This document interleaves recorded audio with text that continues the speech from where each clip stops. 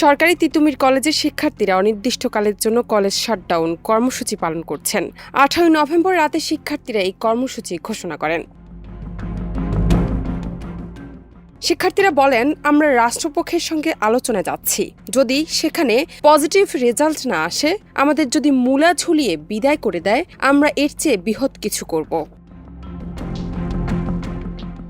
তারা বলেন, আমাদের তিতুমিরের সাধারণ শিক্ষার্থীরা বিকেল 4টা পর্যন্ত রাস্তায় ছিল। মূলা ঝুলাক আর যাই করুক, রাষ্ট্রের পক্ষ থেকে বসার সিদ্ধান্ত এসেছে। আমরা সাধারণ শিক্ষার্থীদের মাঠে নামিয়ে দিয়ে জনদুর্ভোগ তৈরি করতে চাচ্ছি না। আমাদের সিদ্ধান্ত এটাই, তিতুমিরের ক্যাম্পাসের গেট অনির্দিষ্টকালের জন্য বন্ধ থাকবে। কোনো পরীক্ষা ক্লাস হবে না।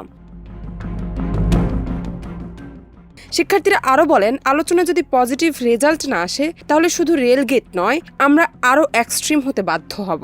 তবে আমরা 19 নভেম্বর রাজপথ অবরোধ করছি না। আইন শৃঙ্খলা রক্ষাকারী বাহিনী ও রাষ্ট্রের প্রতি শ্রদ্ধা রেখে আমরা রেলপথ অবরোধ করছি না। আমরা ক্যাম্পাস গেটে অবস্থান করব এবং সিদ্ধান্তের অপেক্ষায় থাকব।